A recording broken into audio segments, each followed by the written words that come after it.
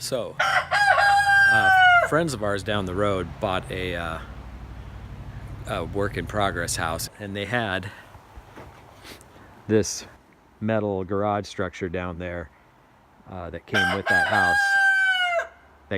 house. And they didn't want it, so I told them I'd take this. The top cover was pretty much wasted, so I'm gonna get a tarp on this thing, but I am gonna attempt to put this up by myself right now. I've got it strapped to a T-post right there, and that's kind of holding it all up. If I can just get that other bar on there with that in there, then I can do another end, and I should be good to get this thing up. So let's see how it goes.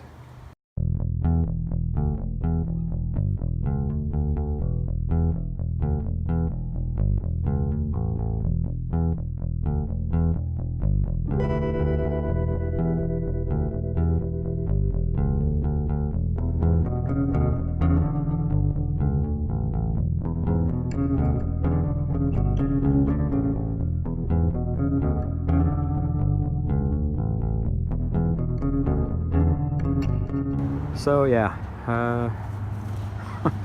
it's pretty wasted here in the front. So what we're thinking is if I get this thing covered in a tarp, I might cover it with the tarps I have until the actual single tarp that would fit it comes. But I want to get this thing tarped over and then introduce Daisy to the other chickens in this new space that's covered, and they can all roam around in there. And we'll put a couple waters, a couple feeders, and some treats and things to keep them distracted, and maybe that will break the ice and get them to quit attacking poor little Daisy down here, because she's getting real tired of being isolated. So now I got to get this thing situated.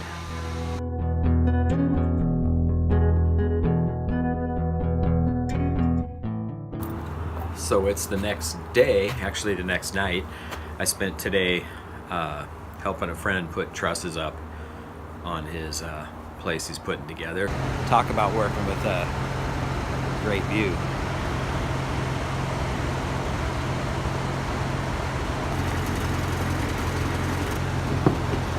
I'm not a fan of heights.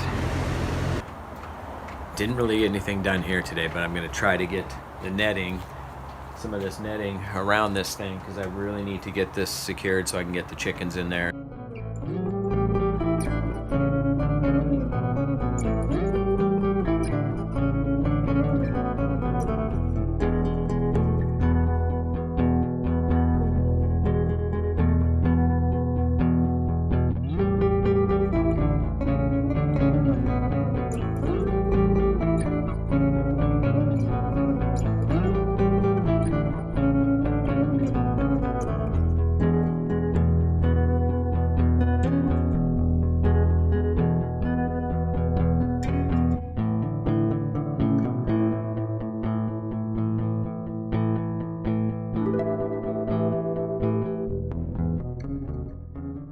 All right, so it is the next day, and it's actually about 5 o'clock in the evening. I spent the day helping a friend put trusses up again today, and we finished that. And that was a little hairy, riding up on the lift way up there and moving around with those big heavy trusses, but got that done, and that was cool. So I'm back here now. I've got this cleaned up inside with the wood.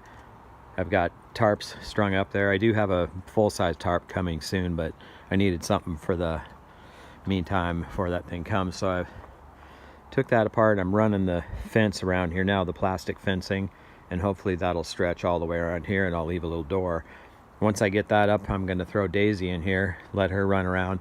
Then I'm going to grab the rest of the crew there, let them run around in here, and hopefully they can all get along and not kill Daisy and attack her, because it's kind of a neutral place that none of them have been. So I did see something about that, where if you can put them into a space that they're not feeling like they're guarding their territory, then that's better. So that's what we're going to do. So I'm going to finish getting this ready.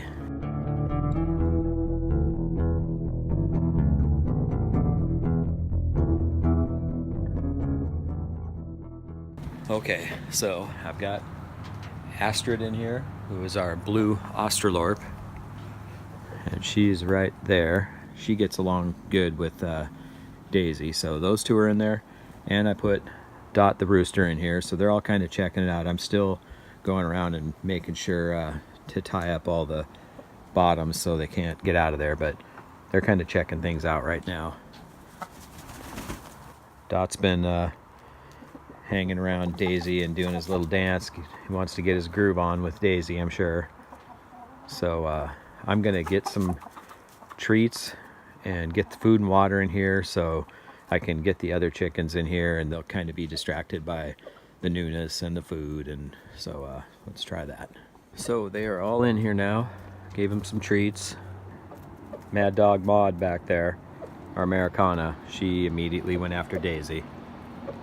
But once the treats were thrown out, she was distracted. So she is on the bottom of the pecking order, Maud here, and she is determined to not stay on that bottom of the pecking order now that there's a new girl. I think that's why she's picking on her so bad. And Daisy's just kind of hanging around back there. I'm gonna get a tarp and cover this. So far there's been minimal pecking, but the two culprits, those two there, are always giving Daisy a hard time, but she got up there. We'll see what happens. This probably a 2-hour break-in period, and then it'll be dark and time for them to go into the coop.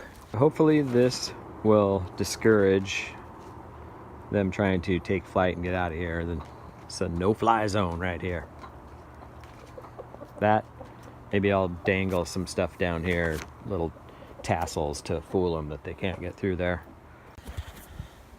So it's the next day, and the girls and the rooster are all getting along.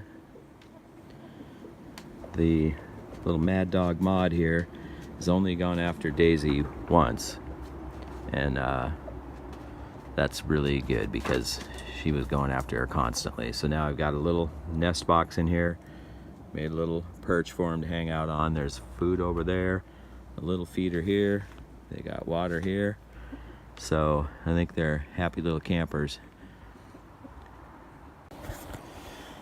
Okay, this is the next morning, and this is the second full day that the girls have been in here together. And they were in here for about 2 hours the night I finished this, and then yesterday all day, and now today they'll be in here all day, and we'll keep putting them in here every day until I need this space for working on things and storing stuff when we're doing the basement build. But right now they're getting a break from the small run, and they go in the coop at night and sleep together with no problem. This morning they were kind of getting closer than I've ever seen them get, and now they're kind of standoffish again. So we'll see how it goes, but there's definitely improvement, and I think as we continue to let them have space out here in this bigger run, they're going to get more used to each other and tolerate each other a lot more, and they'll figure out their pecking order. And that bag over there looks like a mess, but that's just a feed bag that I put over the little nest box to give them a little privacy. They seem to like that.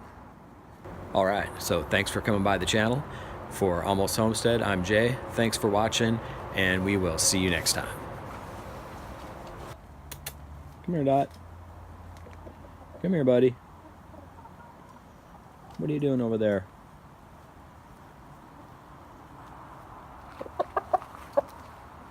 Hey, buddy.